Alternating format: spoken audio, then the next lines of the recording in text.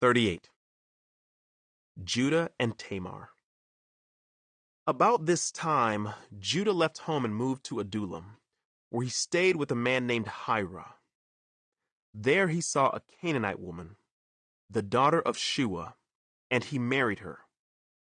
When he slept with her, she became pregnant and gave birth to a son, and he named the boy Then she became pregnant again and gave birth to another son, and she named him Onan.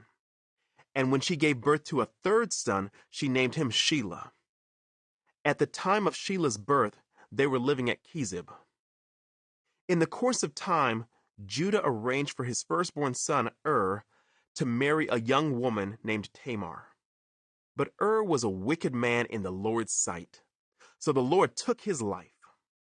Then Judah said to Er's brother Onan, "Go and marry Tamar as our law requires of the brother of a man who has died. You must produce an heir for your brother." But Onan was not willing to have a child who would not be his own heir. So whenever he had intercourse with his brother's wife, he spilled the semen on the ground. This prevented her from having a child who would belong to his brother. But the Lord considered it evil for Onan to deny a child to his dead brother. So the Lord took Onan's life too. Then Judah said to Tamar, his daughter-in-law, "Go back to your parents' home and remain a widow until my son Shelah is old enough to marry you."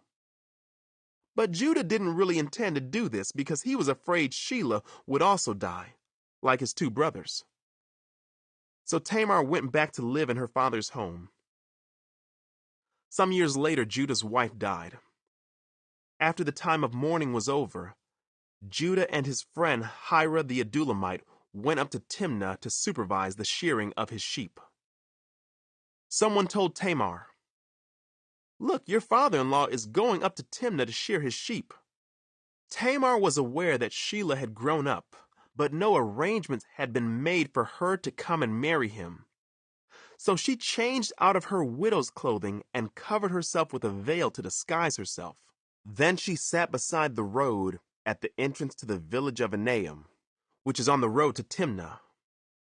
Judah noticed her and thought she was a prostitute since she had covered her face. So he stopped and propositioned her.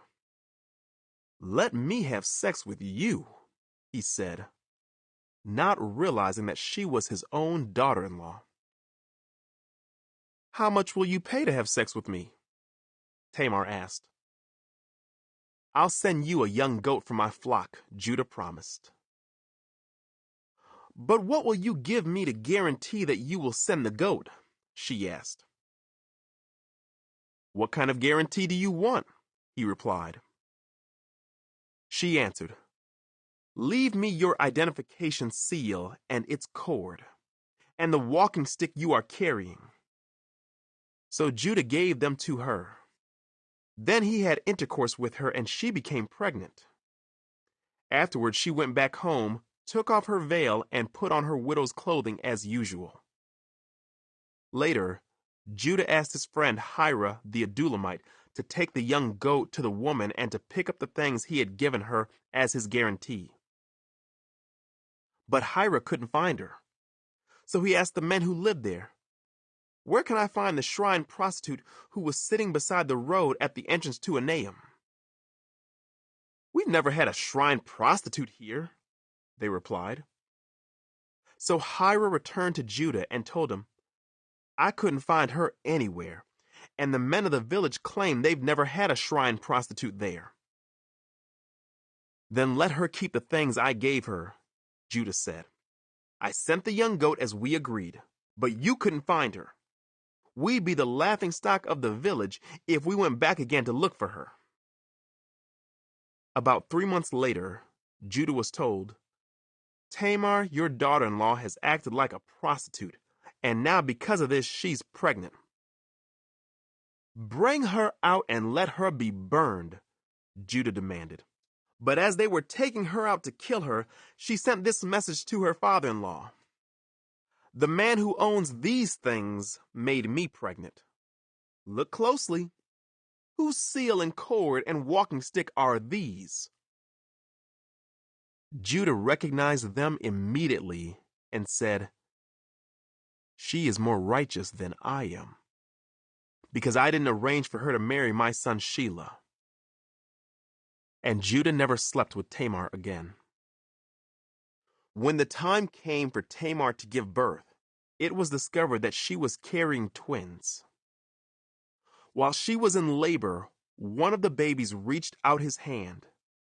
The midwife grabbed it and tied a scarlet string around the child's wrist, announcing, "This one came out first." But then he pulled back his hand, and out came his brother.